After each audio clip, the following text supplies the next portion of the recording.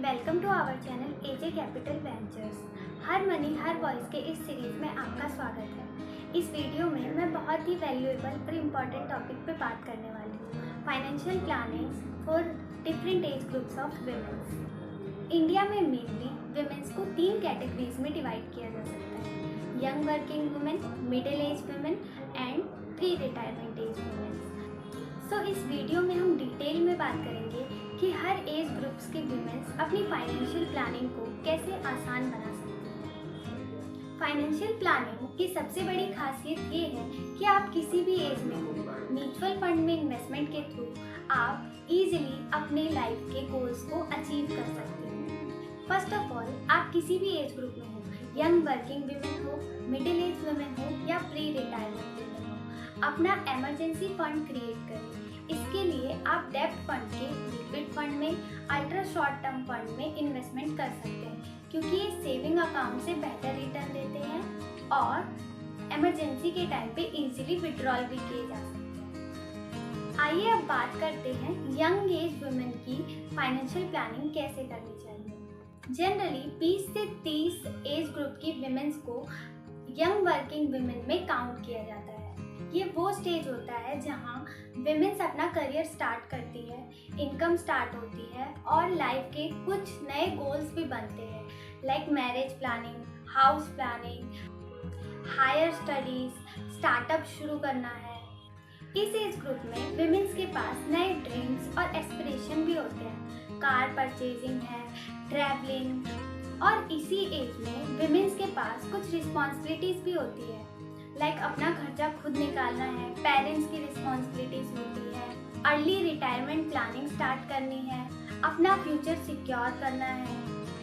इस as per women's को अपनी फाइनेंशियल प्लानिंग केयरफुली स्टार्ट करनी चाहिए। अर्ली इन्वेस्टमेंट की हैबिट डेवलप करना, डिसिप्लिन डेवलप करना बहुत इम्पॉर्टेंट होता है।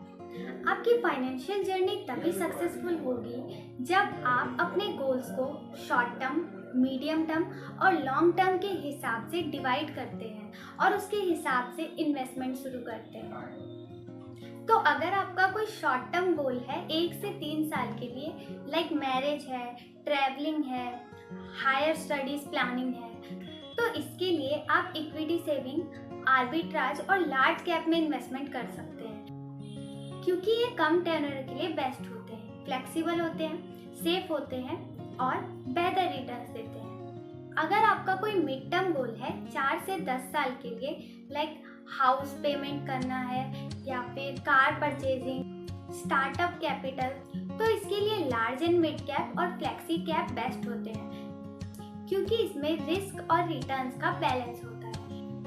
अगर आपका कोई लॉन्ग टर्म गोल है, लाइक 10 से 20 साल के लिए वेल्थ क्रिएशन करना है, रिटायरमेंट प्लानिंग करनी है, बड़ा कॉर्पस बिल्ड करना है, तो उसके लिए मिड कैप और स्मॉल कैप बेस्ट होते हैं।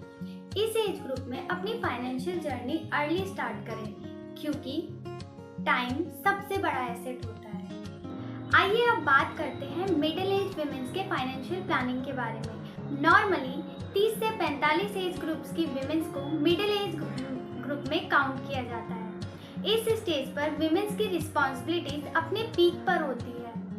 इस एज में जो मेजर रिस्पॉन्सिबिलिटीज होती है वो होती है चिल्ड्रन की एजुकेशन प्लान करना, मैरिज प्लान करना, EMI पेमेंट करना, डेली एक्सपेंस को मैनेज करना, रिटायरमेंट प्लानिंग की शुरुआत करना।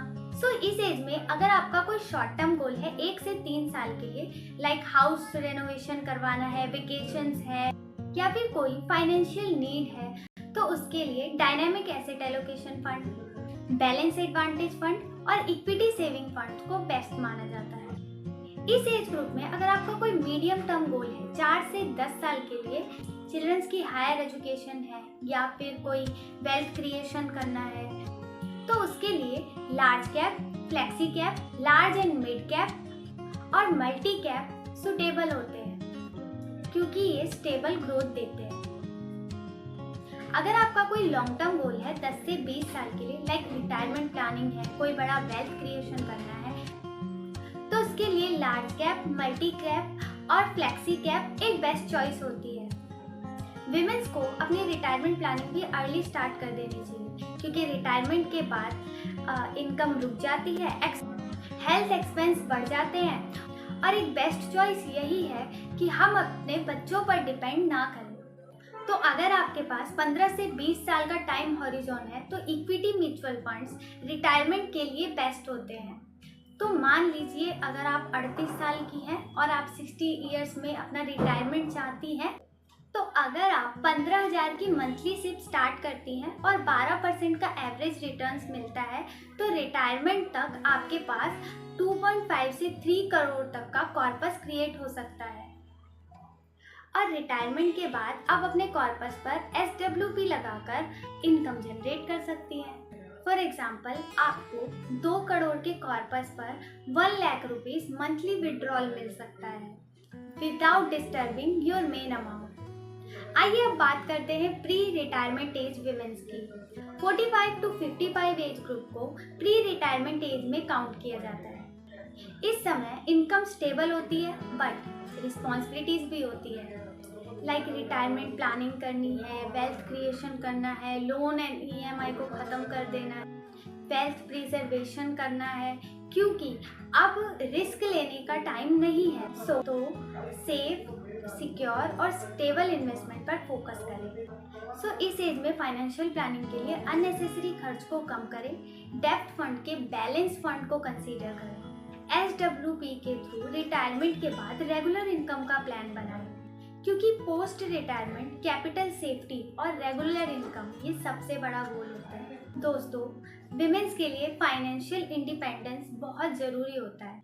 तो दोस्तों, चाहे आप 35 की एज में हो, 45 की एज में हो या 55 की एज में हो, अपना गोल डिफाइन करें शॉर्ट टर्म, मीडियम टर्म और लॉन्ग टर्म के हिसाब से, और अपना फ्यूचर प्लान करें और सिक्योर रहें और स्ट्रेस फ्री फ्यूचर बनाएं।